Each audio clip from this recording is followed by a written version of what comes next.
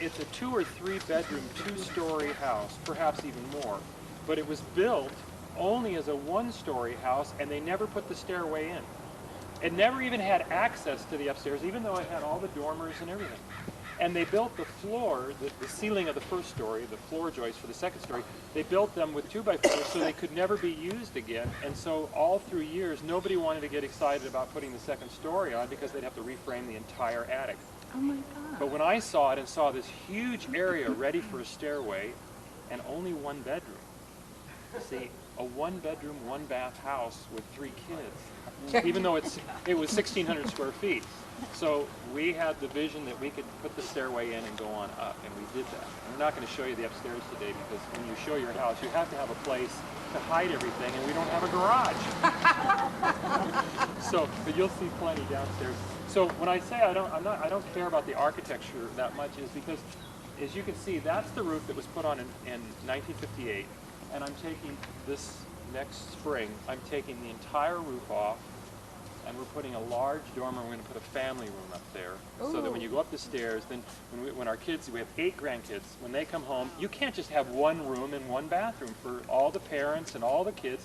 So we need like a big rumpus room, and that's what we're going to do. So we haven't done the upstairs part yet, and it's just framed in. It's authentic. It was Mrs. Dowling's, Eugene Dowling's mother, this outfit, and it's called a walking suit. And but it's authentic. It goes back to about 1910 or 15.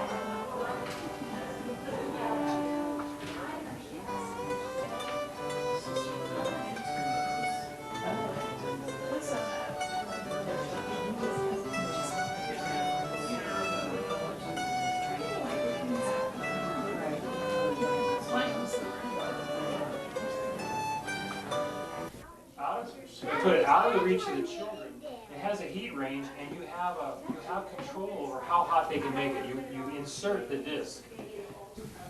It's about 20-inch centers, and they lay out the floor grid 20th century girders. And it's like, if this is the wall, Just step up there, listen. they put the girders mid-span in the middle of the room, so there were no girders under the walls. Okay, sure. Thank you. Thank you for coming. Thank you very much. The whole goal of what we're doing is to try and preserve our streets so that nobody can come and tell me they expand it.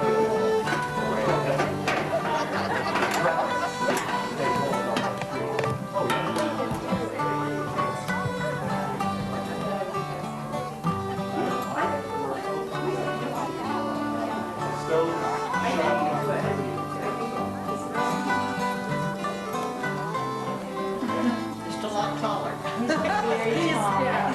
He's taller than you, I think. Yeah. No, he's not as tall as her. She has one of those. Oh, man.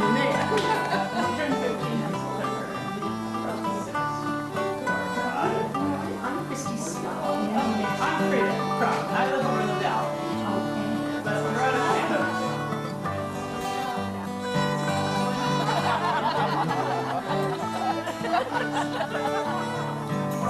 Defense, he's the building's tackler.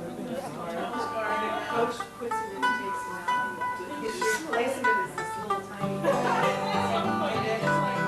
And so when they put him in,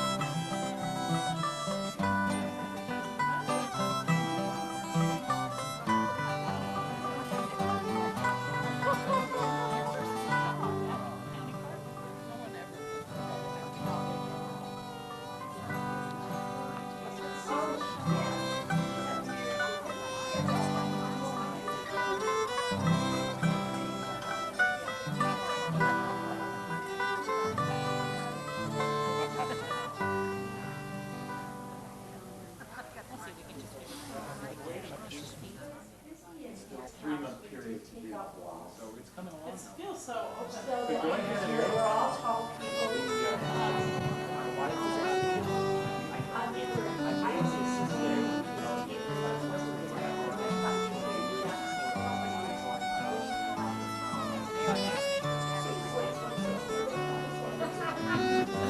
Probably the smartest thing I've ever done.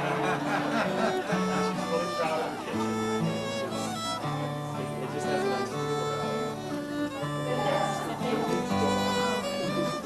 Do you have any questions, or I don't know what people really want to know about? We have a few old pieces of furniture. For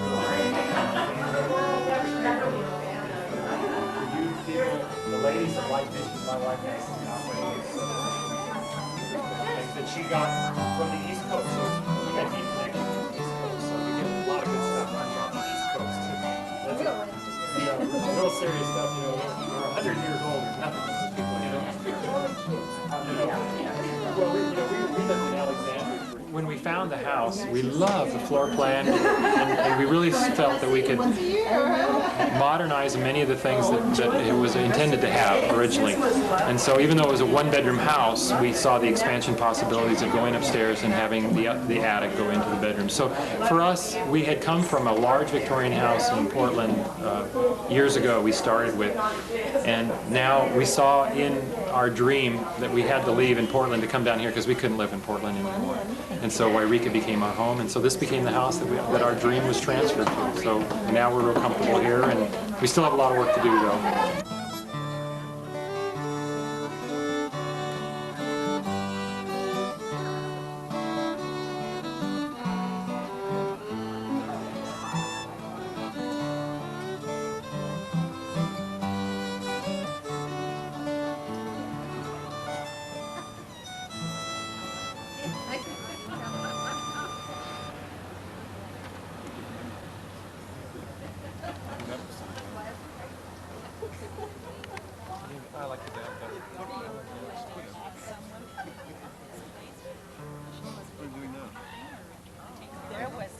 Okay. There were a million. Where's the page? Page 32.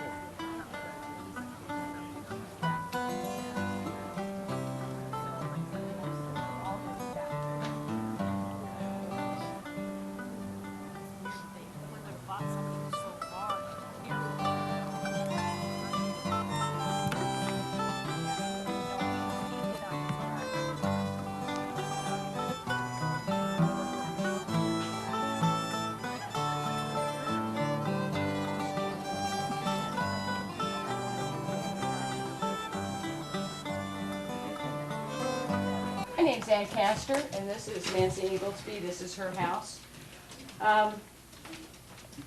You've gotten some history outside, I'm sure, but while Charles Johnson was operating his barber shop, the Yreka Journal reported in 1900, C.E. Johnson has fitted up a superb shaving saloon and bathhouse in the Clarendon building, and with a competent assistant can speedily accommodate all who may favor him with a call. The bathrooms are fitted up in the neatest manner and supplied with porcelain bathtubs, while the reclining chairs used for shaving and hair cutting are of the newest and most comfortable style. Sandy is also on hand at all times to shine up the understanding in the best manner. When Mr. Johnson wasn't working in his barber shop, he devoted all his spare time to studying law, and he worked for several local attorneys. In 1910, he passed the state bar, and he started his own practice. He continued to practice law until his death, and he served as district attorney for Siskiyou County for 20 years, until 1947. He was active in fraternal affairs. He was a 56-year member of the Knights of Pythias Lodge, a member of the Fraternal Order of Eagles, the Yreka Lions Club, the Footprinters Association, and the Siskiyou County Bar Association. Mr. and Mrs. Johnson had 3 children, Helen, Everett, and Waldo, and a great sadness was suffered by the family when Everett died in 1918 at the age of 17. Helen, a teacher, and Waldo both moved to Sacramento and lived there the rest of their lives. Charles Johnson died in 1949 and his wife Myrtle in 1954.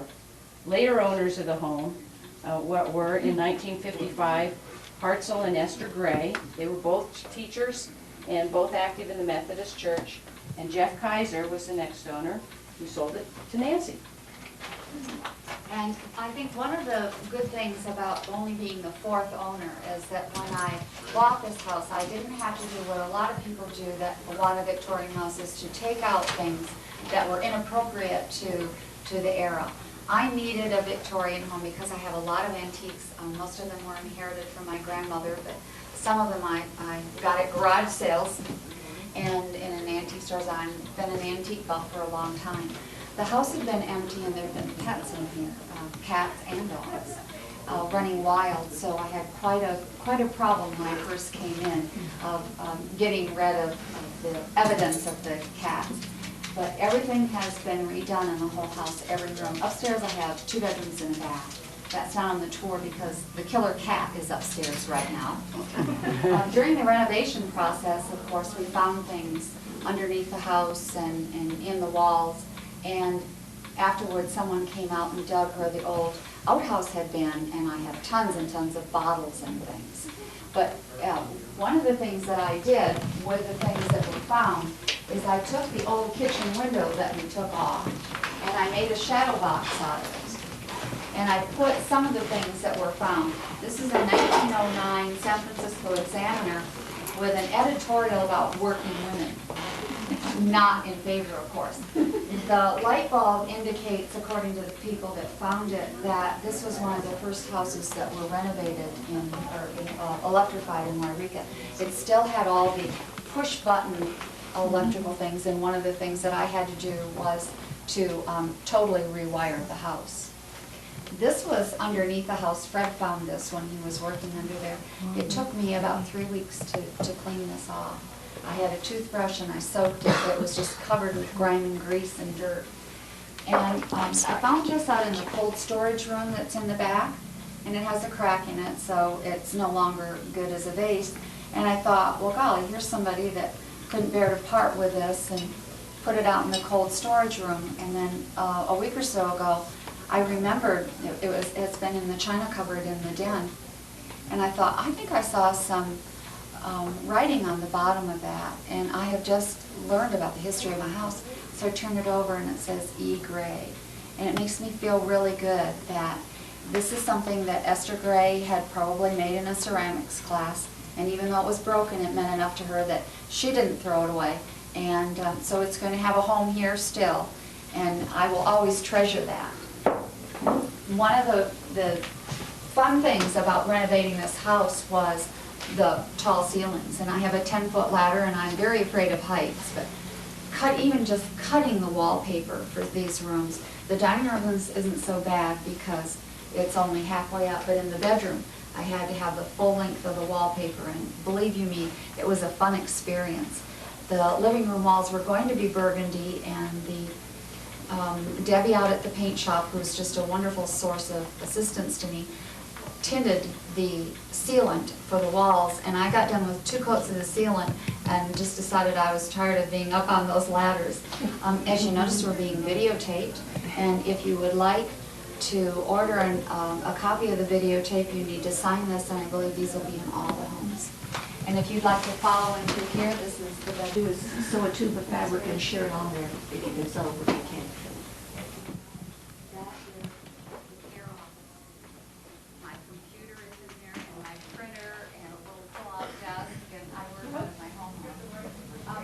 During the renovation process, this is where I lived for 4 months with a microwave, no refrigerator, and lawn furniture. There's a door that goes into the front hall behind the fabric. And there were so many doors in this room, furniture placement was really difficult.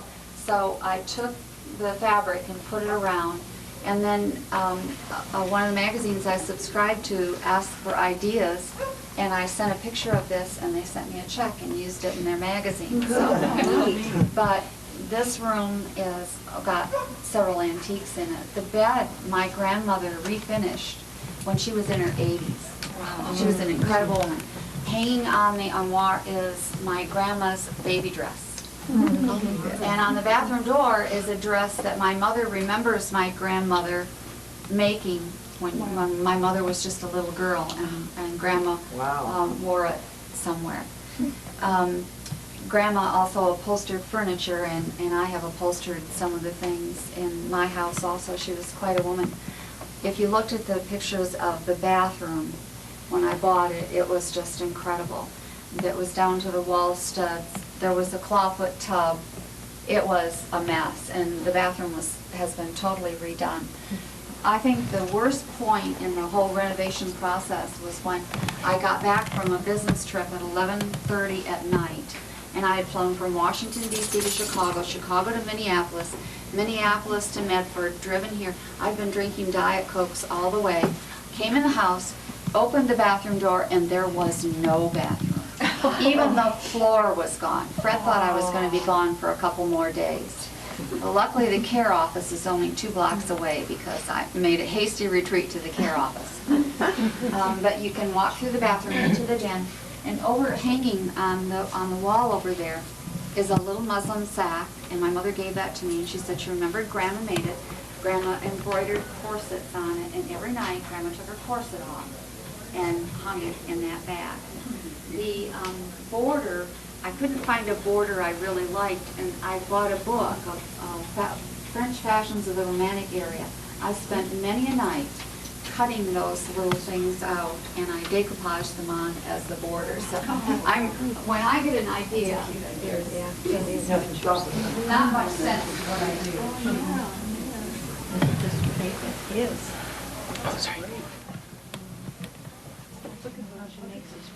A blanket hanging in between here and the other room, and that was all we had on the outside. Yes.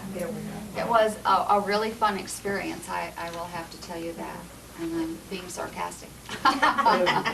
There was no stove or nothing in here when you came? No, there was nothing. There was a kitchen sink, and that was all. So I was without a stove or anything, and for most of the time I was without a kitchen sink. This was the kitchen.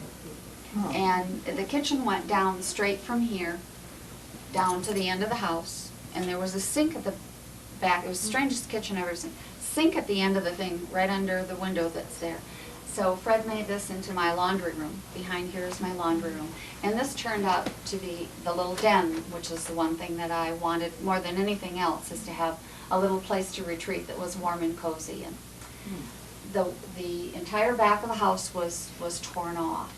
There was a door over there that led out onto a back porch, and I found, Fred left an opening there, and I found that window out behind my garage. And I don't know where that had gone in the house, but I brought it in and it fits perfectly here. So the kitchen is brand new, totally brand new, and I got to design that any way I wanted. I didn't want upper cabinets over there, I wanted my plate rack, and that was a lot of fun. I have the kitchen exactly like I want. The door to the laundry room was a screen for the house, and these were out in the back. And so I just took the screen and did a crackle finish paint job and put some more fretwork on it, and did that myself, just sort of It's cute though. cover that. We never did get a pantry cover done, but Bob Doherty is coming in a couple of weeks to do that. And for the doors for the pantry cupboard, we're going to use some of the old windows from the house. So that'll be fun to do. One thing you learn with a Victorian house is it's never done, ever, ever. So I'm pretty well done. Upstairs I have 2 bedrooms and a bath. We added the second bath upstairs. So the one room is a guest room. And I took the door that was between the dining room and what was in the kitchen and turned it on its side. I did another crackle finish, and it's the headboard for my guest room bed. And I even have the skeleton key hanging out of the keyhole and the doorknob on it. So I've had a lot of fun doing fun things. And when we were putting in the kitchen, when Fred was tearing out the walls, he found the San Francisco Examiner in these walls, and he found square nails, and that's when we knew for sure that the house was 100 years old or more. It's been 100 years since they've used them. Yes, yes, and this house That paper's is, in pretty we good think, condition. 105 years old. Yeah. It's in good condition, huh? It was in wonderful condition. The plaster was all tight to the walls, which is one thing that a lot of people run into when you renovate an old house, is that you have to take the plaster out. The floors were just solid, totally, they were beautiful. The floor joists, they haven't moved in 100 years, and they're all level and even, so I was really lucky in that. You know, there's always something that you can figure out to do, but it's been a lot of fun, and I'm glad I did it. Oh, this is just, yeah.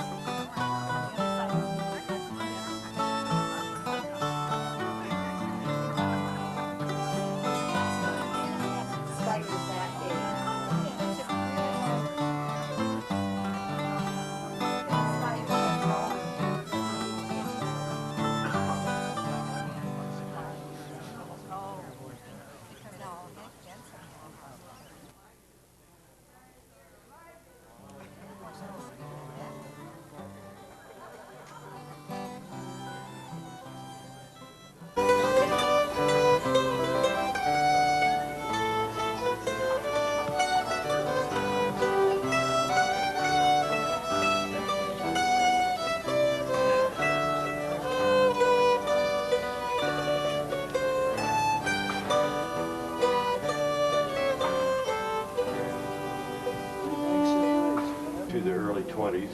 This house, of course, is 1901, and this is a photograph of what it looked like before the apartments were added on top, and will be restored to look like the original is your intent, right? Well, if we don't run out of money by then. Okay, that can happen too. That's what we're aiming for. We found the dump, and we've got 2 boxes full of bottles and kind of like, oh, I don't know, cold cream jars and stuff like that. But it's rather interesting. I don't think we can use the pot anymore, but I'm still trying to figure out what this is. Do you know if that's a lamp base, maybe? No, I know exactly what that is. What is How's it? that for an answer? That's a part of a 3-part gong for calling people to dinner that had a cord go through it and hang, and you tapped it with a little Oh, you're brass kidding. hammer, and it would ring to call people in Ah! to dinner. In 1925, this was his dry cleaning receipt for $1.75. He was a tenant in here when this was an apartment house. Well, as the history goes, when Scomo built this, he had a barn in the back for his tools and his wagons. This was his barn for his horses, and he converted it to a house in 1921. This was the original stones that he quarried, and they're in the photo over there up on the porch. But those are the original stones that he quarried out and put in there in the pillars. And I added the wrought iron to it.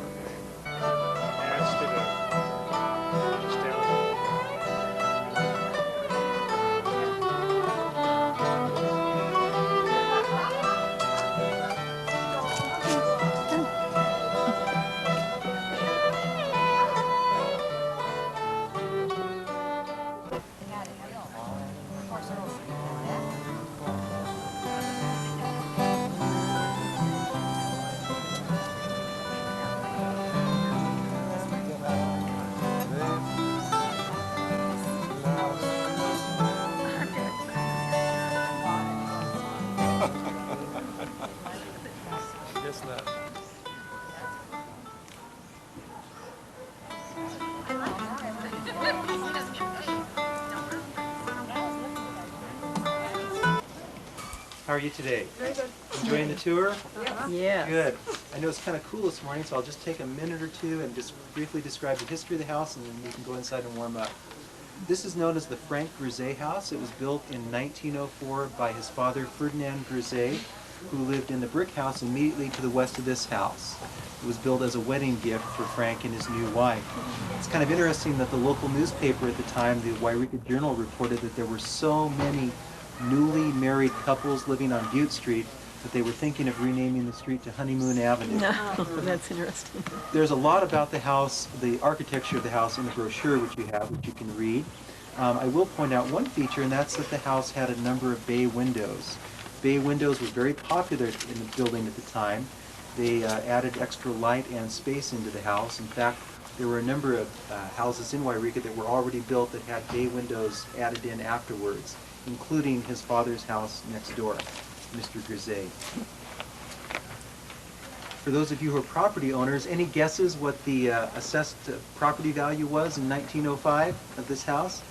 5,000. 5,000? Oh, that's too much. 500. No, that's closer. It was $1,100 Oh my goodness. assessed value, and that included the house, the property, and everything in it. So that made for a total property tax bill in 1905 of $17.60. Notice that the front door is a little bit wider than some of the other doors. The reason for that, some of the previous owners tell us, is that this house was used for bodies to lie in state between the time of the death and the funeral. And so they made the door a little bit wider so that caskets would fit through. It was, I guess, a common practice at the time for private residences to be used for that purpose. You're going to notice inside that the current owners, John and Terry Kovac, have a number of Civil War memorabilia and paintings that are great for those of you who are Civil War buffs. I think you'll really enjoy that.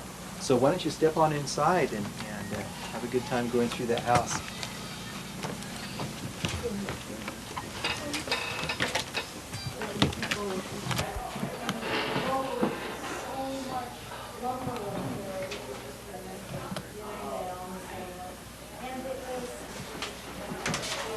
Good morning and welcome to the Grisay House.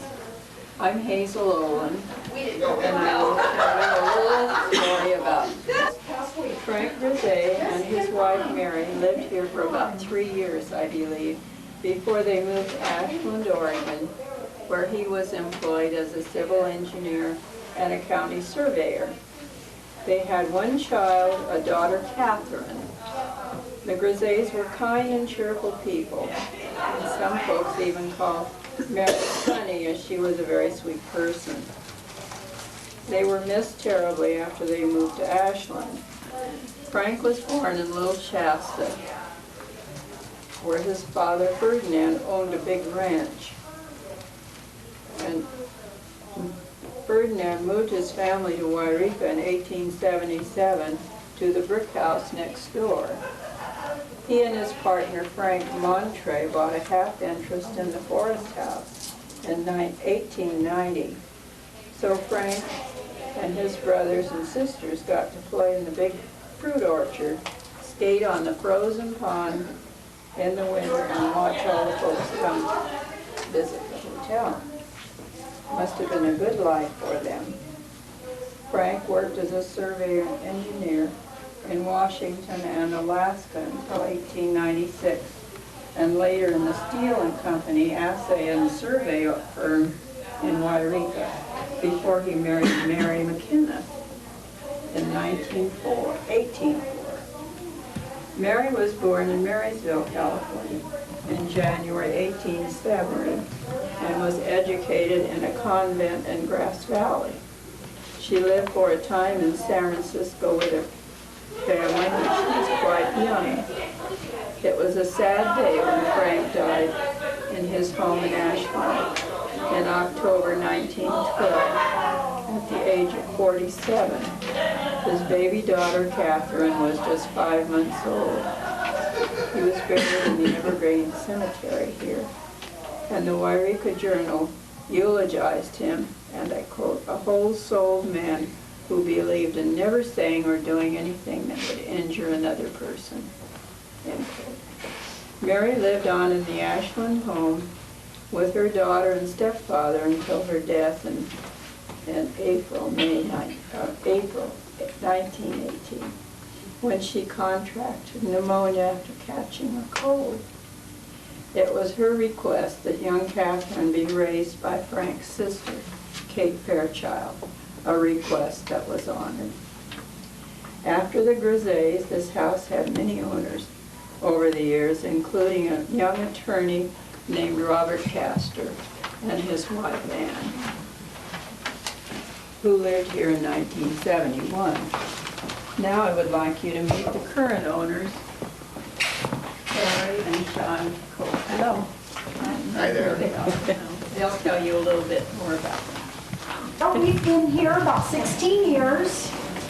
We bought the home from the Russells, Cedric and Vivian Russell. Cedric grew up in this home. They probably owned it the longest, at least 50 years. His mother, Jessie, died in this house, and then they moved out to Grenada. They had been living out there for quite a while. Back and forth, really. Yeah, back and forth. And they also own the brick house next door. Cedric Russell is no longer living, but his wife still has the property. This whole little area, this corner, from this house down, they owned it all. And we bought this house from them. We've not done any major renovations except the bathroom was updated, and when we moved in, we had an electrician come in and rewire the whole thing before we got here. The floors were all covered with asphalt tile, other than the dining room that had carpet on it, and when you peeled the carpet up, it was just lumber. There's not even sanded, just lumber, painted around the edges. So we did a lot of peeling up of asphalt tile, Wasn't quite sure sometimes we were gonna live through that project, but. This floor underneath it all right after you did Yes, that? all, Yes. yeah, It's yeah. fine. That's amazing, that's Yes, beautiful floor. yeah. We didn't gouge it too bad in any of the rooms except the kitchen. I don't know why the kitchen gouged so bad, but it seemed to almost be like a layer of tar paper between the layers of The flooring. tile, It yeah. was just quite unreal, trying to get that stuff up. But the Russells had lowered the ceilings. That's not something I particularly would have done, but it would be too hard now to undo it because it's the entire house like that, and was done really well, so it would be hard to undo it. So just look around, enjoy. If you have any questions, we'll try to answer them. The little house, all right, so that way. Seeing you.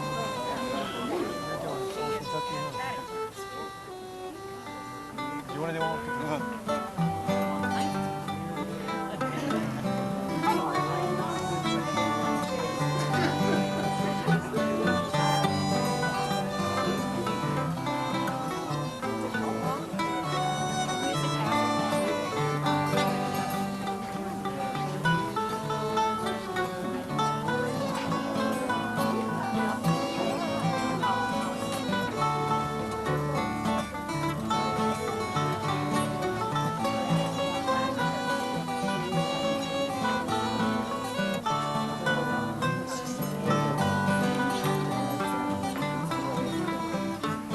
He's gonna see stars.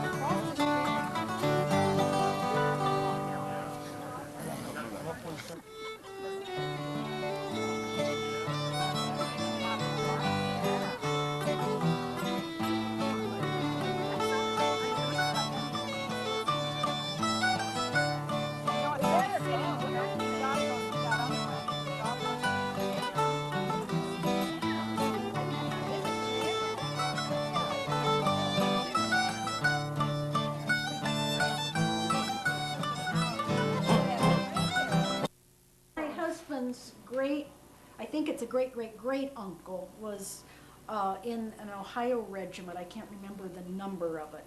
It's his mother's great uncle.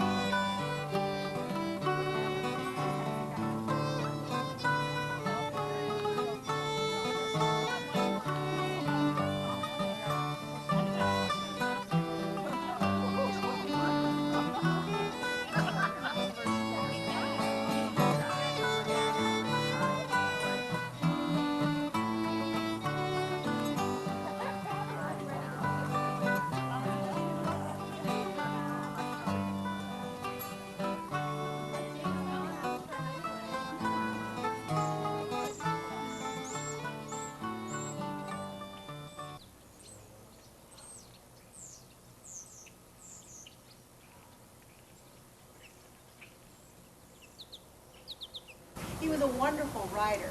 Well, he got it in his head that he wanted to come out west. His parents weren't too fond of that idea, but at age 16, he hooked up with this group that was coming from California, and he got to drive the wagons across the plains, and they came right to Siskiyou County. Well, in Siskiyou County, he decided right then and there he was going to be a stage driver. So he started his career, and he'd been with the California and Oregon stage line for about 9 years when I met him. I was living here in Yreka with my sister. She and I grew up in Ohio on a farm, and I think I was probably just as good a rider as Jerry. In fact, when he asked me to marry him, we decided to ride from Etna to Callahan, and we were married on horseback. We did our honeymoon thing at the Callahan Hotel. We moved to Yreka after that and began to raise our family. We had 5 daughters and 5 sons. But we lost all our sons. I think nearly the hardest thing I ever had to do was bury 4 little baby boys. And my remaining son died when he was 23. But you know, the hardest thing I ever had to do was lose my husband, Jerry. He was a good driver. He'd been driving for 25 years by then, and he'd only had 1 other accident. But in August of 1881, it'd been raining a couple of days, and the roads were muddy and wet and slippery, and he was coming back from Callahan, and the back wheel of the stage slipped off the road, and the stage just tumbled down into the slough of the Scott River there, and passengers were all safe, but my Jerry hit his head on a post, and he was unconscious, and pinned under the stagecoach and they drowned. He was 46 years, 9 months, and 6 days old. His horses died too, they drowned. He loved those horses. You know, the stage company was so proud of his driving record that when he asked for 4 beautiful white matching horses, they indulged him, and he was quite a sight. He was quite a sight. But those horses loved him too. When he'd come into view, get ready to rein up, why, they'd toss their head and they'd neigh. But you know, Jerry wasn't only popular with horses, he was popular with people too. And sometimes they'd even spend the night at the stage station just so they could ride with him the next day. He had a beautiful tenor voice, and he'd entertain the passengers with the songs of the day and singing in this beautiful voice. Oh my, it used to give me chills. They called him the golden-throated Yahoo. He liked that.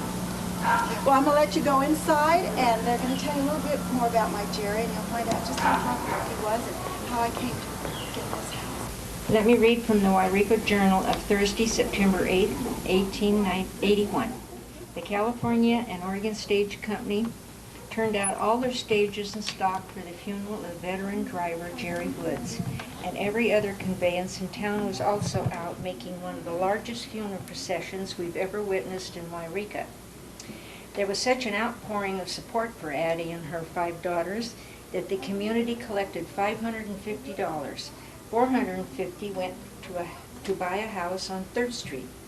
Addie sold it later for $650 and bought this lot on Butte Street. The Yreka Union of May 17, 1895 says the new Woods cottage or dwelling is looming up fast towards completion and will be a highly tasty affair and add much to the improvement of its neighborhood.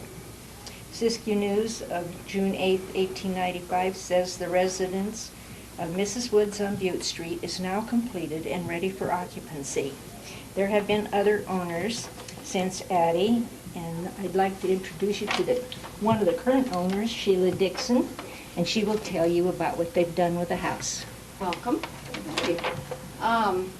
My husband and I bought this house 26 years ago in 1976. It was something we could afford to get into, and we were going to fix it up and move on. We're still fixing up, and we're not moving on. We don't have a whole lot of antiques in the house, but what you do see are all family heirlooms, and I'll try to point a few of those out, which are kind of interesting. There's a vase on the little table over here, which was given to my husband's grandparents for a wedding gift in 1998. They're all about the same period as the house. There's a couple pictures on the wall, which are of my daughter when she was much younger, painted by Estelle Fisher. I don't know if anyone remembers, she was a family, long-time resident of Yreka.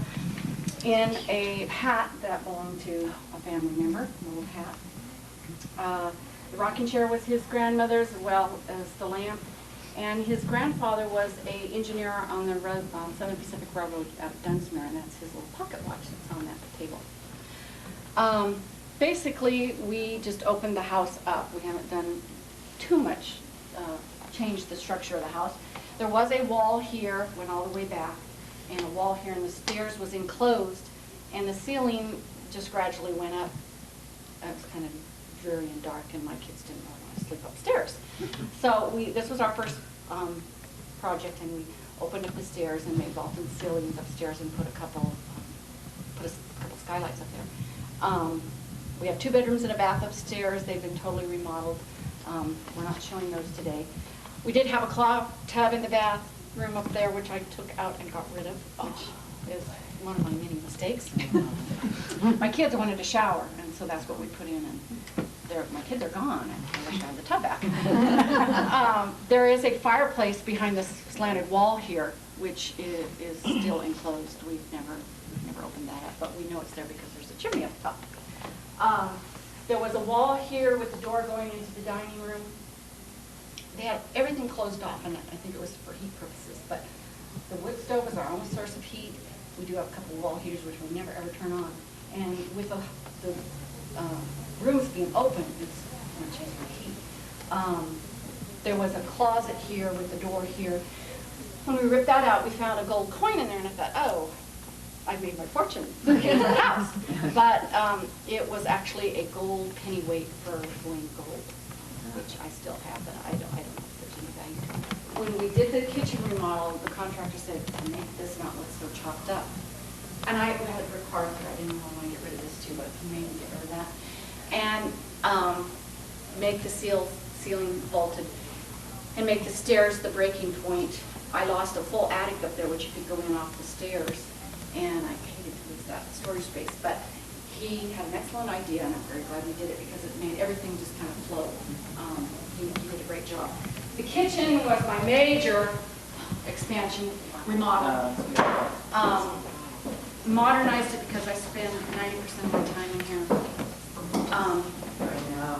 So we did not add any square footage, but we did, it had our wraparound porch, and we did not,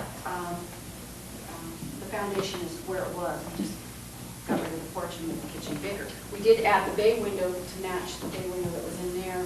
The only thing from the old kitchen is behind that little cupboard there is a drop-down iron fork, and you can go and drop it down. I love that in the old kitchen, but we talked with that in the old kitchen. The clock up there was my grandmother's early 1900s.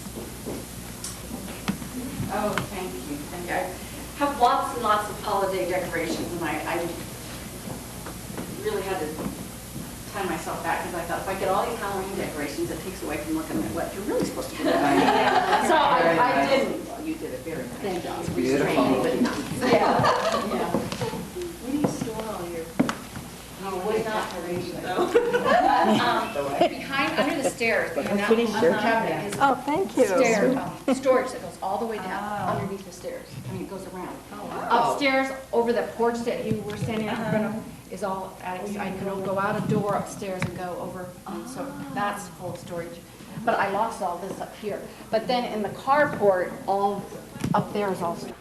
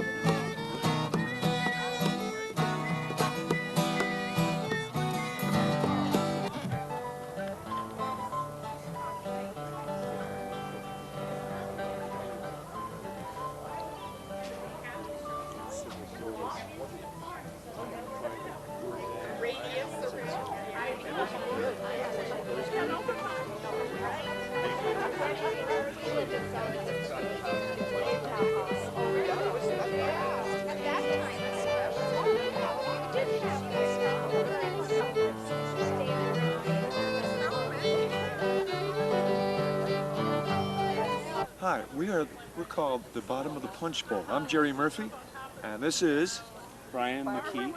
And I'm Dick Reese. and we play at weddings and at funerals and at happy times and sad times. And our phone number is 842-5156. We can be gotten at any time, night or day, for your entertainment needs. Thank you.